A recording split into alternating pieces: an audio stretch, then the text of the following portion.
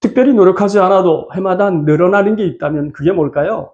저는 나이라고 생각을 합니다. 노력과 상관없이 1년이 지날 때마다 한 살을 더 먹어야 하니까요. 그런데 나이가 들수록 어마무시하게 증가하는 게 또 있더군요. 그래서 오늘은 그 내용을 말하고 싶습니다. 본론에 들어가기 전에 물가부터 잠깐 살펴보겠습니다.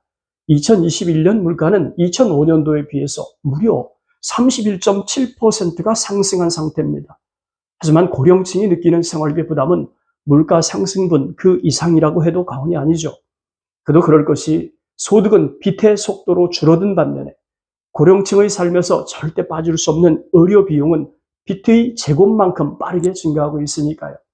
일례로 간병 도우미의 경우엔 75.8%가 증가했습니다. 외래 진료비 39%, 한방 진료비 81.5% 등 나이가 들수록 절대 피하기 힘든 주된 소비 항목들이 가격이 크게 오른 것이 사실이죠. 그래서일까요? 어느 국책연구소의 위원은 젊었을 때보다 나이가 들어서 소비가 더 많아지는 추세라는 말을 했는데요. 그 예로 실비보험료, 의약품 지출 등을 지목했습니다. 잘 아시겠지만 젊은 층은 의료비에 대한 부담감이 크지 않습니다. 건강하기 때문에 병원에 갈 일이 상대적으로 적죠. 하지만 노년층은 어떻습니까? 건강을 잃어버린 탓에 병원에 가는 건 일상이 되고 말죠. 그러니 의료 관련 비용은 절대 줄어들지 않는 소비 항목이라는 말을 할 수 있는 거겠죠. 그럼에도 불구하고 은퇴 후에 충분한 소득이 있다면 생활비는 물론이고 의료 부담이 상대적으로 적을 수 있겠죠. 하지만 현실은 어떻습니까? 일할 수 있는 체력을 가지고 있어도 나이의 벽을 허무는 건 쉽지 않습니다. 그렇기 때문에 나이가 들수록 줄어든 소득을 연금소득으로 대신하는 일이 벌어지는 거죠. 연금소득 의존도가 높아질 수밖에 없는 셈이 됩니다. 2021년 한국경제연구원에서 여론조사기관 모노리서치에 의뢰했던 내용이 있습니다. 한국과 일본 양국의 61세 이상 고령자의 연금 수령 실태를 참조해 보겠습니다. 보고서에 따르면 개인 가구 기준으로 한국의 연금 수령액은 매월 82만 8천 원입니다. 반면에 일본은 164만 4천 원이었죠. 그러니까 한국의 65세 이상 고령층의 연금 수령액은 일본 고령층의 50.4%에 불과한 수준이라는 걸 알 수 있습니다. 그렇다면 한국인의 노후 생활비의 현실은 어떨까요? 국민연금공단 국민연금연구원의 2021년 기준 중고령자의 경제생활 및 노후준비 실태조사에 따르면 1인 기준으로 필요한 최소 노후생활비는 124만 3천 원이었어요. 이는 2005년에 처음으로 조사했던 1인 생활비 66만 7천 원보다 무려 2배가 늘어난 수준이죠. 부부 기준으로 보면 같은 기간 동안에 102만 4천 원에서 198만 7천 원으로 증가한 상황입니다. 여기서 오해하시면 안 될 게 있습니다. 198만 원의 부부 생활비는 최소한의 의식주 생활을 유지하는 데 소요되는 비용이란 점이죠. 적정 생활비의 잣대를 적용하는 이야기는 달라집니다. 2021년 1인 기준 적정 노후 생활비는 177만 3천 원입니다. 그리고 부부 기준으로 적정 생활비는 277만 원이었죠. 어떻습니까? 차이가 많죠? 그렇기 때문에 연금소득과 적정 생활비를 비교해 보면 이런 결론이 나옵니다. 65세 이상 1인 기준 적정 생활비가 177만 3천 원인데 비해서 1인 기준 연금소득은 82만 8천 원으로 노년기 적정 생활비의 47% 수준에 불과하다는 사실을 알 수 있습니다. 그렇다면 노후소득이 정말 중요해집니다. 개인차가 큰 만큼 최저임금으로 계산해 보겠습니다. 2023년 최저시급 9,620원이죠. 이것을 1개월의 최저임금 적용 기준 209시간으로 환산해 보면 노동의 대가로 받은 월급은 201만 580원입니다. 그렇다면 은퇴 후 부부 중에서 한 명 이상은 싫든 좋든 계속해서 일자리를 이어갈 수 있어야 합니다. 그래야만 적정 수준의 생활비를 충당할 수 있으니까요. 물론 국민연금이나 기초연금, 기타 사적연금이 있다면 일자리 소득이 차지하는 비중은 줄어도 됩니다. 하지만 계산에 넣지 않았던 절대 변수가 하나 있죠. 그렇습니다. 앞서 잠깐 언급했던 의료비는 나이가 들수록 생활비에서 차지하는 비중이 급격하게 증가하죠.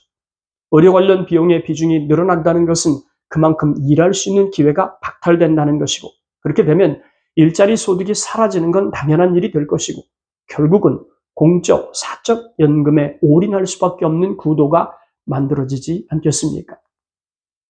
나이가 들수록 공적, 사적 연금 비중은 높아지는 게 불을 보듯 뻔하지만, 아이러니하게도 공적, 사적 연금 수령액은 부부 기준의 최저 노후 생활비 198만 원도 충족하지 못하는 것이 현실입니다. 그렇다면 이런 질문이 가능할 것 같습니다. 다소 거친 질문일 수 있지만 감안하고 생각해 주십시오. 첫째, 몇 살까지 돈을 벌 수 있는 건강을 유지할 수 있을까요? 둘째, 국민연금, 퇴직연금, 개인연금 모두 합하면 노후 적정 생활비 277만 원을 초과할 수 있습니까? 셋째, 자녀들이 부모를 위해서 매월 일정 금액을 지원해 줄 수 있을까요? 넷째, 만약의 경우에 지금 소유하고 있는 주택을 주택연금으로 바꿀 수 있습니까? 다섯째, 임대부동산으로 매월 일정 소득이 발생할 수 있나요? 여섯째, 이자나 배당소득, 강연료나 저작권료 같은 추가 소득원이 있습니까? 마지막 일곱 번째, 노년기 필수보험으로 실비보험은 기본 중에 기본이고 더하여 암보험, 간병보험, 그리고 총 자산의 75% 이상을 차지하는 주택을 화재 위험으로부터 지켜낼 수 있는 화재보험을 준비하고 계십니까? 나이로고 보니까 노후 생활비와 관련해서 엮이는 항목들이 굉장히 많죠. 간단하게 정리하면 노후 적정 생활비로 얼마나 필요할지 계산해 보는 게 우선입니다. 그런 다음 은퇴 후에 발생 가능한 현실적 소득이 어느 정도인지 산출하는 게 두 번째죠. 그리고 고정소득원이 될 수 있는 3층 연금 중에서 내가 수령할 수 있는 연금과 수령액이 얼마인지 체크해 보세요. 지금까지 말씀드린 소득과 지출 항목은 가장 보편적으로 생각할 수 있는 것들입니다. 직업소득과 연금소득을 더한 값에 적정 생활비로 생각하는 금액을 빼고도 돈이 남는다면 그나마 다행이죠. 하지만 모자라면 보충할 수 있는 방법을 찾아야 합니다. 다행히 자가주택이 있으면 주택연금으로 해결하거나 자녀들이 매월 일정 금액을 보태준다면 그나마 도움이 될 수 있겠죠. 하지만 그게 아니라면 또 다른 소득원을 만들거나 노후생활비를 줄여야 하는 특단의 조치가 필요합니다. 그럼에도 불구하고 역시 변수는 노후 의료비죠. 물론 보험으로 충분히 준비되어 있다면 문제가 아니지만 제가 보험회사에서 강사로 근무한 경험에 비추어 볼 때 보험 준비는 턱없이 부족한 게 사실입니다. 특히 노후의 의료비는 일회성으로 끝나는 지출이 아니기 때문에 위험하죠. 그 중에서도 가장 고민이 되는 것이 간병 비용인데 부부 중 한 명이라도 치매와 같은 중증 질병이 발생한다면 가계 경제는 물론이고 가족들의 삶이 고단해질 수 있습니다. 늘 말씀드렸지만 은퇴 후의 소득은 은퇴 전 대비 50% 수준으로 떨어진다고 생각하고 노후 생활비를 산정하는 게 현실적입니다. 물론 준비된 은퇴라면 이야기는 달라지겠죠. 오히려 은퇴 후 더 많은 소득이 발생시키는 경우가 있으니까요. 아무쪼록 고갈TV를 시청하는 시청자 여러분은 은퇴 후에 생활비 부담을 느끼지 않아도 될 만큼 여유로운 노후를 맞이하셨으면 좋겠습니다. 오늘 영상은 여기까지입니다. 여러분 감사합니다.